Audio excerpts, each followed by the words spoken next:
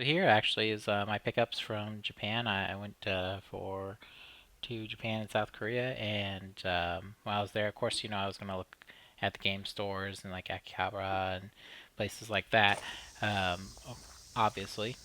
So I picked up a bit of gaming stuff, more than I expected.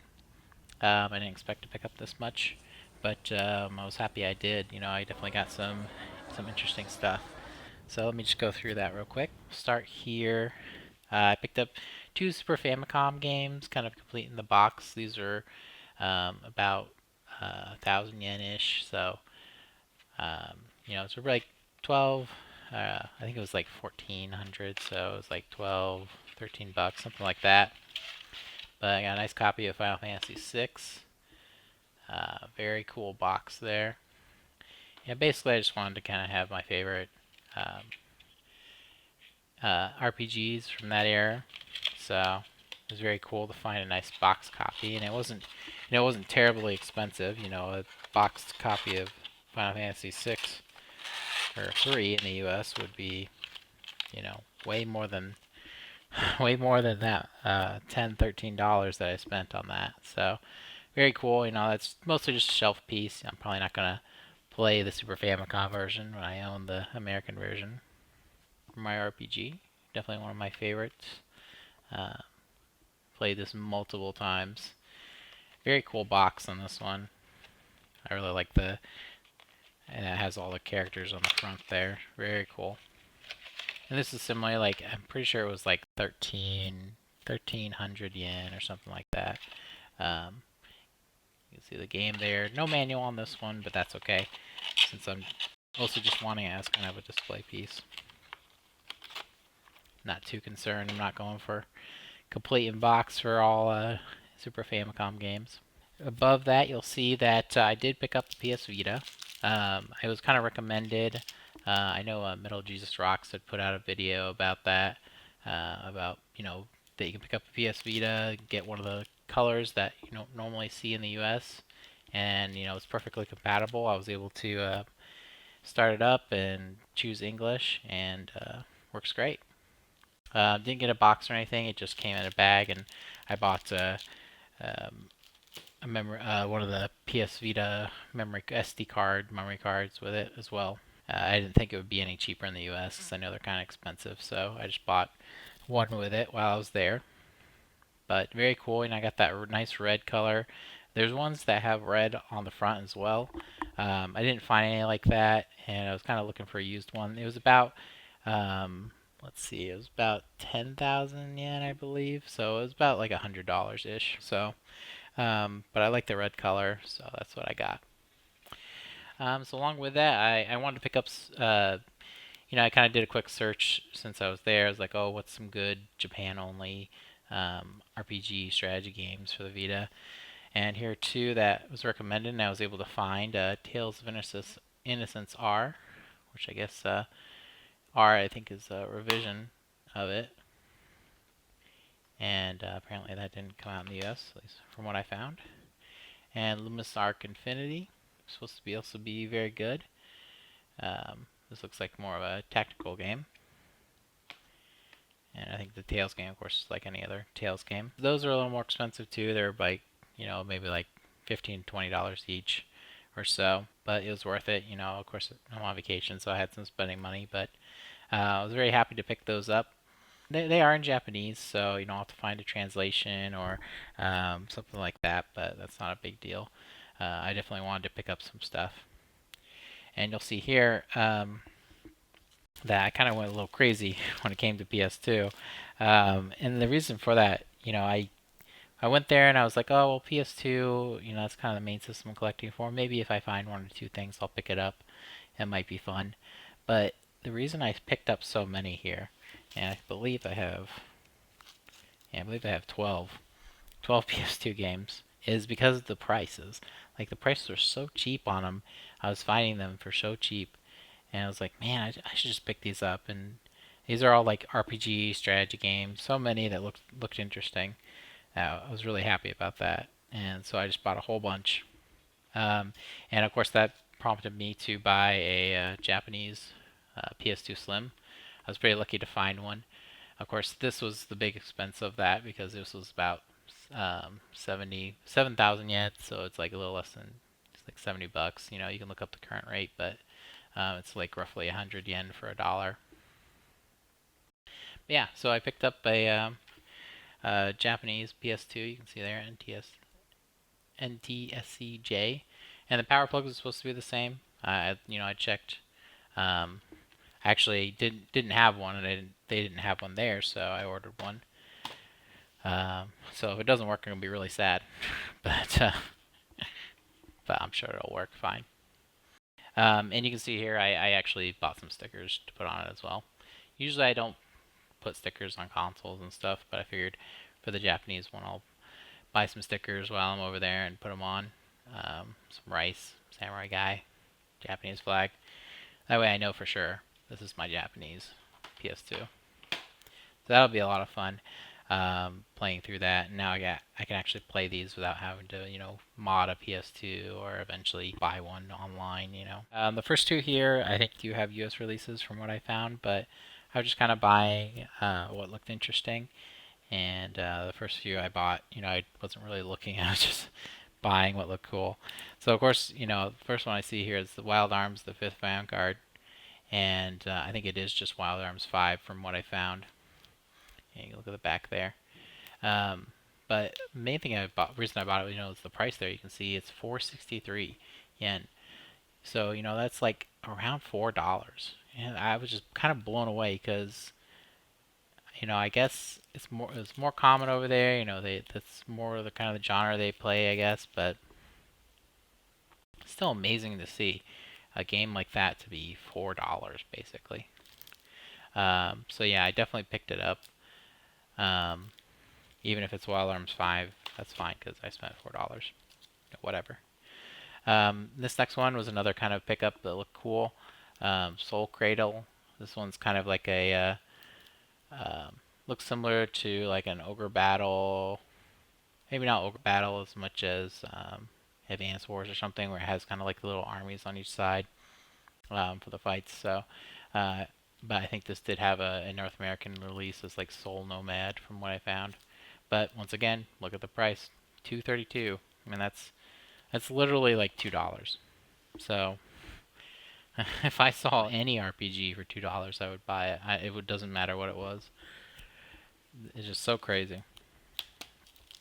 So the next few, I think I don't think there was an American release. Might let me know if you think otherwise. But from what I could find, there wasn't. And once again, these are all in Japanese, so I'll have to find a fan translation or something. But for the fun of it, it's nice to have. So here's a cool one: Front Mission: Scars of the War. Big fan of the Front Mission series, so it's cool to find one. And I guess this one did not come out. Paid a little more for this, $6.26, but once again, that's still $5-6. Amazing. Really the expense came from the PS2. All these games are so cheap. Shining Wind, which I think is the sequel to Shining Tears or something like that. $2 right there. Very similar to the Shining series. Very cool though. So, I definitely kind of took the opportunity. And I know you can get these games online and stuff, but still it's fun to get. Next one, Generation of Chaos. This one I think is more of just like a straight up RPG type game. From what I saw, $4.63 on the price there. And I went to a few stores. I went to Retro Game Camp and places like that. I bought most of these from Book Off, which is like a discount store. So let me explain why I got the prices. And of course, I went to Super Potato and all that. Very cool to look at, but I don't think I bought anything there. This one, Black Matrix 2. Another interesting looking one that I just bought. This one's more of a just tactical RPG type. And who knows about the stories on these? I guess I'll find out, but still pretty cool. This next one I think is another tactical RPG, and look at this one, Spectral Souls 2. Look at the price there, 100 yen. 100 yen. I'm trying to think, like, where would you see that? Where would you see $1 on something like that? It's simply amazing to me. These next two actually were recommendations. I like with the Vita, I went online, looked like, what's a really good RPG strategy game that was unique to Japan. This was recommended Rebirth Moon, so I was happy to find that. 400 yen as well. This one I don't remember. I think this one is a tactical one as well, something to do with shards um, on it, but another very cool one. And I opened all these up, and they're all in good condition. They have the manuals and stuff in them too. This one's 7 Cavalry. Uh, 200 yen on that one. This is another one that was recommended.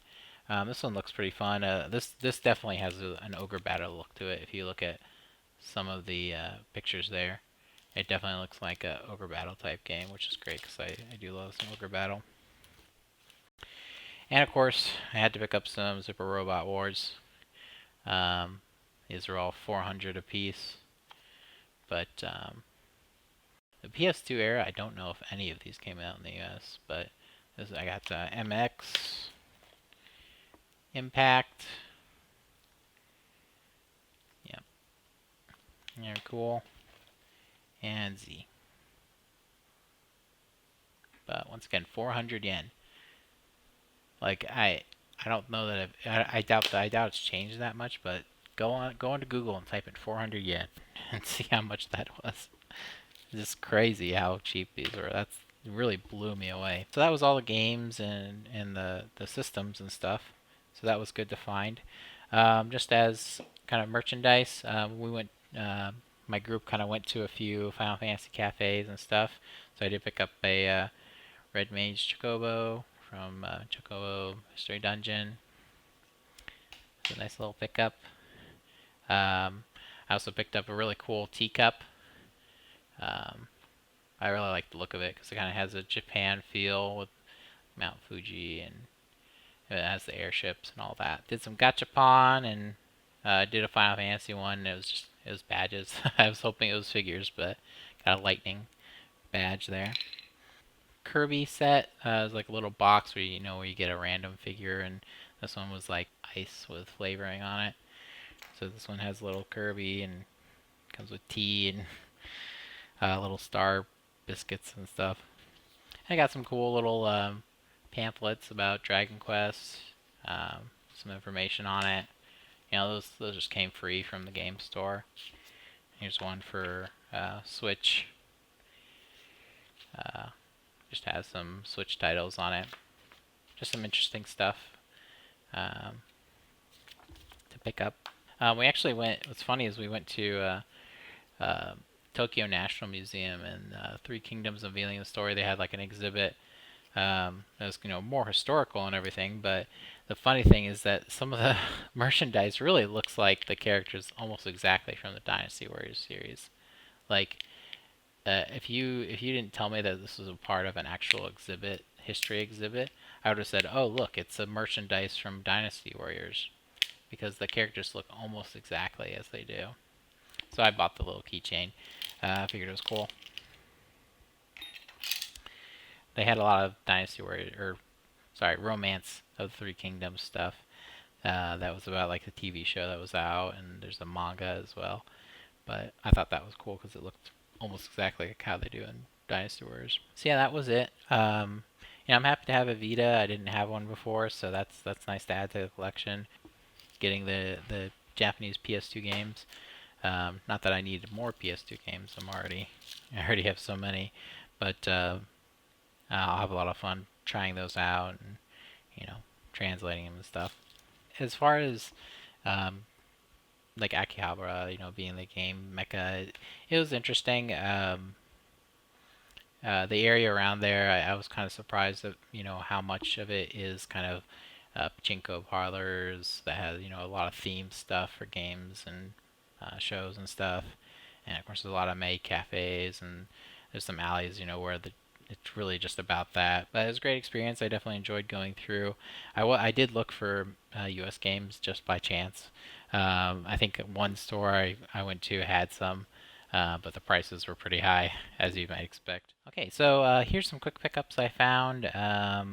This is after my vacation, but I went out a few times and found some interesting stuff actually. Even on the weekend, I only went to garage sailing a little bit. Still pretty jet lagged, but I still found some stuff as you can see here. So let's kind of quickly go through it. Um, Here on the left is PS4 games. I was actually at a Target, and I usually walk by the gaming section just to see. Usually I don't find any clearance items. I know I've seen stories of people finding some good clearance items, but this time I did. They had a few games marked as $6, from their normal 20 on older games. So I picked out three here. Picked out Zone of the Enders, Second Runner. I think that's just a remake of the Second Runner game. It has like VR support and stuff. But I was happy to pick that up. It's sealed, of course, since I bought it from a Target, brand new. But for $6, that was definitely worth it. And I also picked up 2 copies of Super Bomberman R, Shiny Edition. So that was pretty cool. Those will probably just resell, but it's like a $20 game-ish. So finding it, for $6 marked down is pretty cool. The other stuff here, I did went to a local flea market this weekend, and I found a random Genesis game, DJ Boy. It's actually a beat 'em up. I didn't even realize that, but I tried it out, and it's a side-scrolling beat 'em up, kind of interesting. But I bought it for $2. And at that same sale, I found that this guy had a box of Amiibo, which I haven't found Amiibo in a long time, so I was happy to see. He had $5 a piece on them, and you can see there's actually 8 here. There's four Lucases, 2 Toads, 1 Kirby, and 1 Ryu. So there's 8 total, and he said 5 a piece on them, and I was like, well, would you do 25 if I bought all 8? It's like, okay. So that worked out really nicely because that puts it at about 3 a piece, and that's a great price. So really one of each of these is going in my collection, and then the rest I'll just try to sell. But for 25 bucks, 3 a piece, that's really good. That was basically it. Nothing too crazy. Like I said, I didn't go out for very long, and the Target thing was really just a lucky pickup. I'm not really going to Target looking for games all the time. But yeah, that and the flea market kind of saved me because I had went out to garage sales before the flea market and was finding no games at all. So that was kind of a bummer.